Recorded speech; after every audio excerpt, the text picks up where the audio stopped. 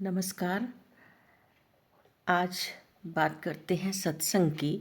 महामहोपाध्याय पंडित गोपीनाथ कविराज जी 9 नवंबर 1975 को समय प्रातः अपने शिष्यजनों के बीच बैठे हुए हैं श्री माता आनंदमयी आश्रम में, और गुरु जी का कक्ष है।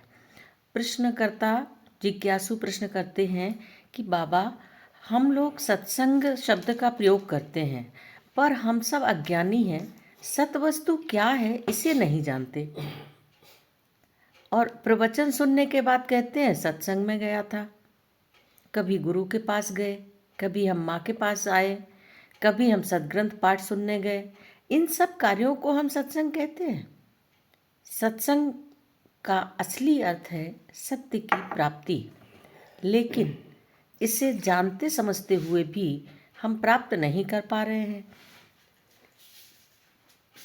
क्या इन दिनों वर्णमाला सीखने की स्थिति है?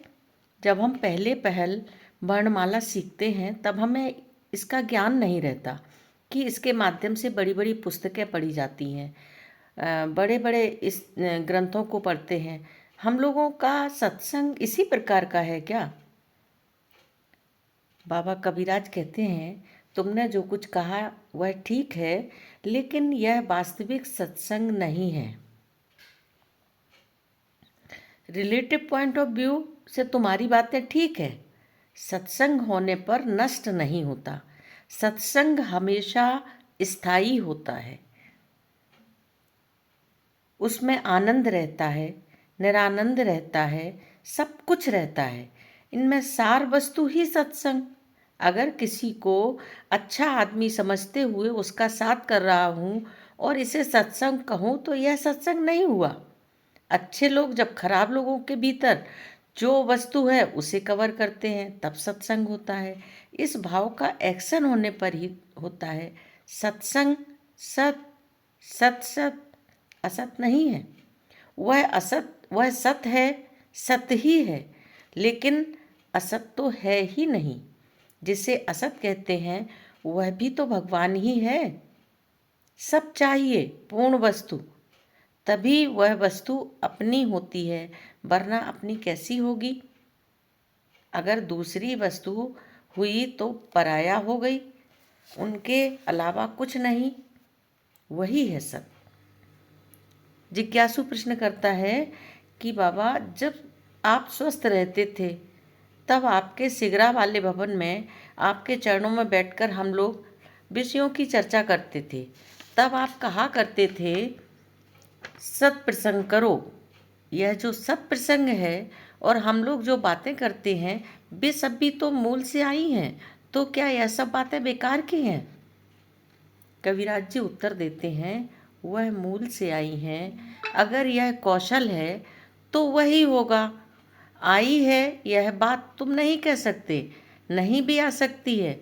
अगर वह कौशल है तो आ भी सकती हैं, तभी सत्संग होता है। योगा कर्मसु कौशलम। वह कौशल खूब सरल भी है और कठिन भी। मिथ्या में सत्य को देख सकोगे? सभी वस्तुओं के भीतर वही सत्य है। जिज्ञासु भक्त पूछते हैं कि दृष्टा की असली स्थिति कौन सी है? मिथ्या के भीतर क्या सत्य को देखा जा सकता है? बाबा कविराज कहते हैं, मिथ्या के भीतर सत्य को तभी देख सकते हो जब सत्य वस्तु लीड करेगी।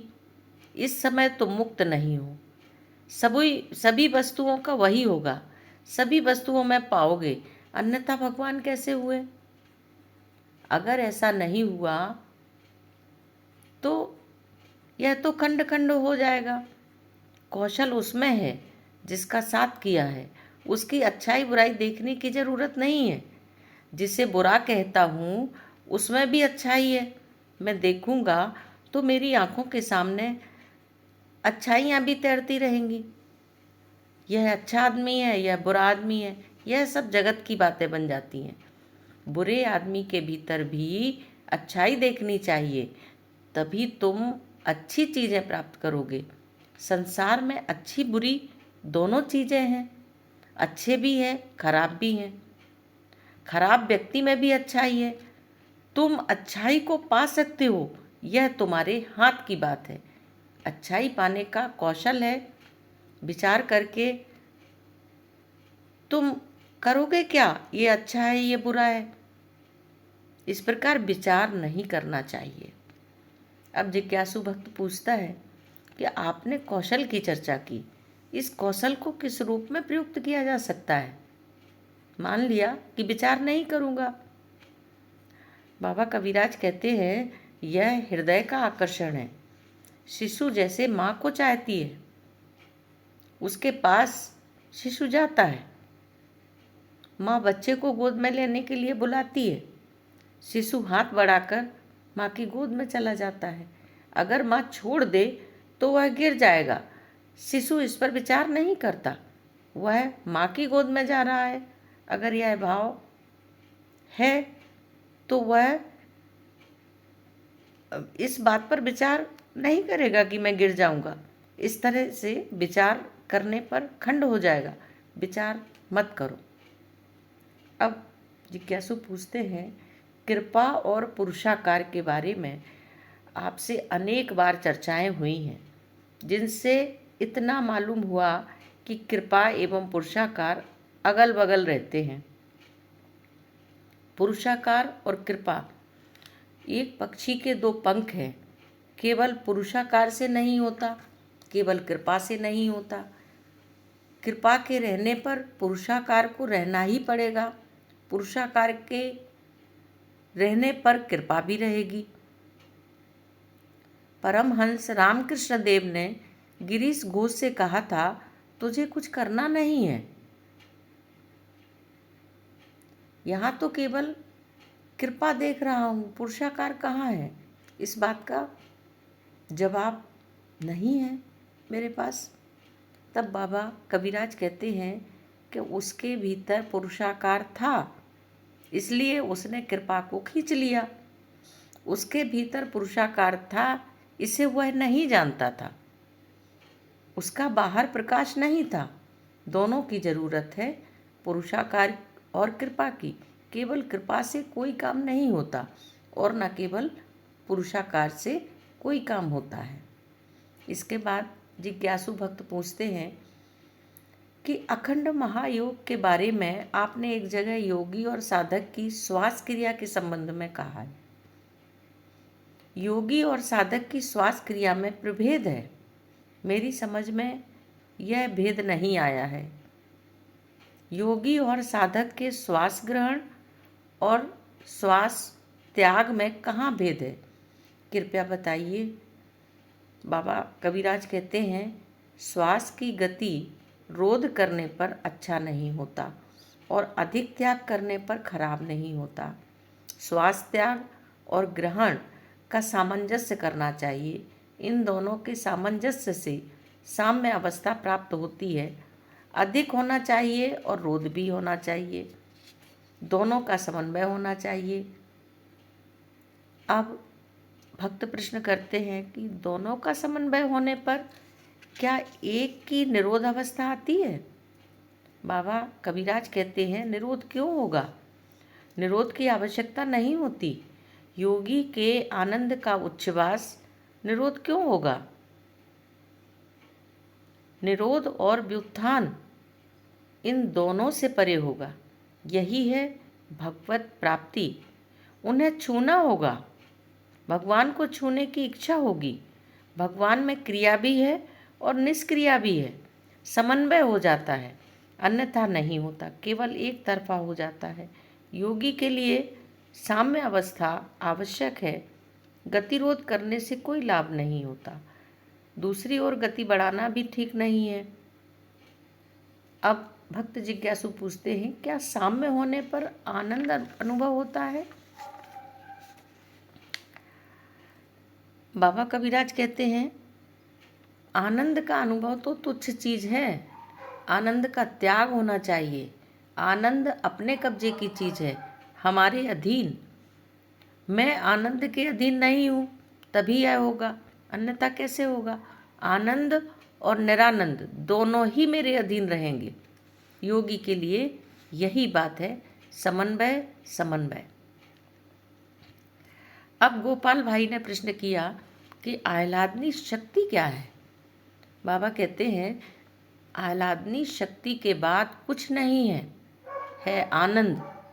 वह आनंद नित्य आनंद होगा, अखंड आनंद। अखंड आनंद ही भगवत स्वरूप है और खाली आनंद है भोग। वह कुछ नहीं है। भोग को कब्जे में रखना चाहिए त्याग के साथ। उस वक्त त्याग और भोग दोनों बराबर हो जाएंगे। अब जिज्ञासु प्रश्न करते हैं, आनंद में एक विभाग को लिया जा सकता है, जैसे उत्सव का आनंद एकक रूप में अपने आप में। बाबा कबीराज कहते हैं, शिशु उछलकर माँ की गोद में जाता है, लपक कर जाने में गिर जाने का भय बना रहता है। माँ गोद में ले लेती है, वहाँ भय की बात नहीं रहती, भय भी नहीं। माँ की गोद चाहिए, माँ की गोद के बिना काम नहीं चलता। खाली आनंद से कुछ नहीं होता, खाली दुख नहीं होता, एक तरफा होता है। मैं सुख भी नहीं चाहता, दुख भी नहीं चाहता, दुख सुख की साम्यावस्था चाहता हूँ। सुख में भोग होता है और दुख में भी। सुख दुख से परे होना होगा, स्थायी आनंद तभी मिलेगा। अब एक भक्त पूछते हैं, अभी आपने भोग की चर्चा की, उपनिषद में है तेन त्यक्तेन भुंजीता। वह भोग तो भोग नहीं है।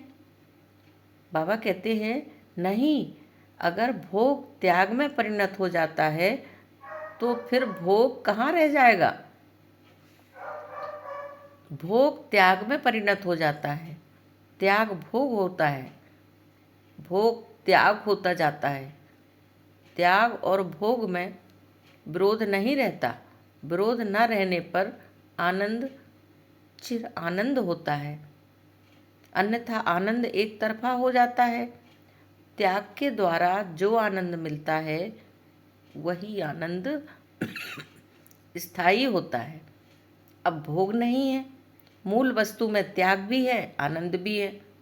त्याग नहीं भी है और आनंद भी नहीं है, दोनों ही है, दोनों का अभाव है। अब भक्त पूछते हैं कि पूर्ण के भीतर सब है, त्याग भोग सुख दुख कौन सा नहीं है। बाबा कहते हैं पूर्ण में दुख दुख के रूप में नहीं है, सुख सुख के रूप में नहीं है। दुख अगर दुख के रूप में रहे तो दुख भोग होगा, सुख अगर सुख के रूप में रहे तो सुख भोग होगा। सुख भी नहीं रहता, दुख भी नहीं रहता, सुख भी रहता है, दुख भी रहता है। यह है पूर्ण के भीतर सब। अब जिज्ञासु प्रश्न करते हैं कि बाबा यह कहा जा सकता है कि सब कुछ है और कुछ भी नहीं है।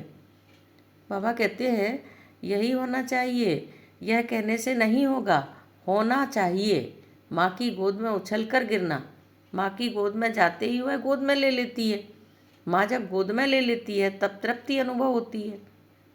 गोद में उछलकर जाना ही कठिन है, डर लगता है कि कहीं गिर ना पड़ूं।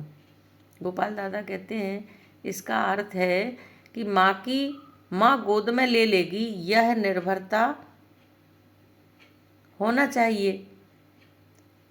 मैं गिर नहीं सकता, यह विश्वास होना चाहिए। बाबा ने कहा हाँ, यह विश्वास रहना चाहिए। तो इस तरह से आज सत्संग पर बाबा कविराज ने, महामहोपाध्याय पंडित गोपीनाथ कविराज ने जो चर्चा की वो प्रस्तुत हुई। ओम शिव।